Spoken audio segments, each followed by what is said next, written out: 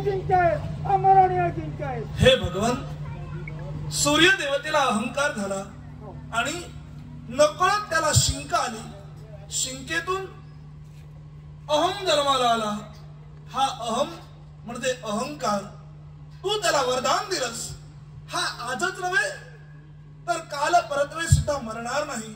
हा अमर आणि अजिंक्य आहे. त्यामुळे हा अहम, हा अहंकार भविष्यात सुद्धा असाच राहणार आहे.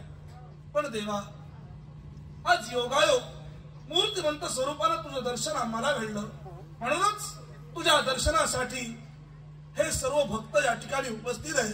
देवा, राजा या नात्यानं या माझ्या तमाम जनतेला माझी एक कळकळीची विनंती आहे.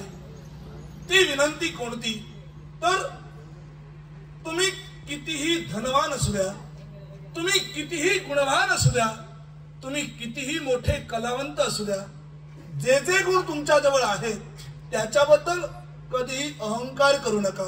कारण लीनतेनं सारं जग जिंकता येतं. अहंकारापायी साऱ्या सर्वस्वाचा नाश होतो. देव असा लीला नाटकी आहे. तो आपल्याला देऊनही पाहतो आणि आपल्या जवळून घेऊनही पाहतो. देवानं काय केलं? देवानं कंठ दिला कोकिळेला, पण तिचं रूप काढून घेतलं. रूप दिलं मोराला, पण मोराच्या इच्छा काढून घेतल्या. इच्छा दिल्या माणसाला, पण त्याचं समाधान काढून घेतलं. समाधान दिलं साधू संतांना, पण त्यांच्याकडून संसार काढून घेतला.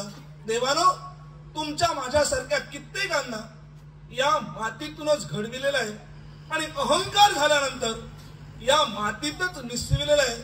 आपण म्हणत असतो हे माझं आहे, ते माझं आहे, हे सर्व मी केलेलं आहे, हे सर्व माझ्यामुळे आहे.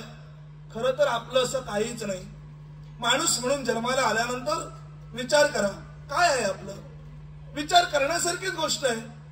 जन्म दुसऱ्यानं दिला, नाव दुसऱ्यानं ठेविलं, शिक्षण दुसऱ्यानं दिलं, रोजगार दुसऱ्यानं दिला, लहानाचं मोठं दुसऱ्यानं केलं. आपण मेल्यानंतर स्मशानभूमीत दुसरेच घेऊन जाणार आहे. पहिली आणि शेवटची आंघोळ दुसरेच घालणार आहे. आपण मेल्यानंतर आपण कमावलेली संपत्ती दुसरेच वाटून घेणार आहे. मग आपलं असं काय आहे? आपण म्हणत असतो हा माझा आहे, तो माझा आहे.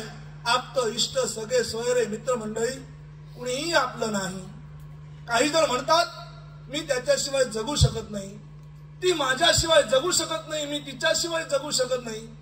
कुणीही कुणाचा नाही. आपण मेल्यानंतर आपली आई असेल, आपली बहीण असेल, आपली बायको असेल, यांची साथ फक्त आपल्याला उंबरठ्यापर्यंत आहे. आपण मेल्यानंतर हा समाज असेल, मित्र परिवार असेल, आप्त इष्ट सगळे सोयरे जे कोणी असतील, यांची साथ आपल्याला फक्त स्मशानभूमीपर्यंत आहे. आपला जर पुत्र असेल तर त्याची साथ अग्निदानापर्यंत. शेवट आपल्या सोबत कुणीही येणार नाही. आपल्या सोबत येणार आहे ते आपण केलेलं कर्म होय.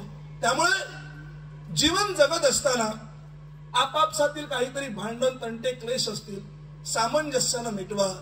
अहंकार करू नका. सर्वांशी आनंदानं वागा, इतरांशी प्रेमानं वागा.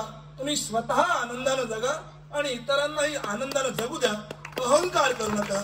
हात जोडून विनंती, हात जोडून विनंती.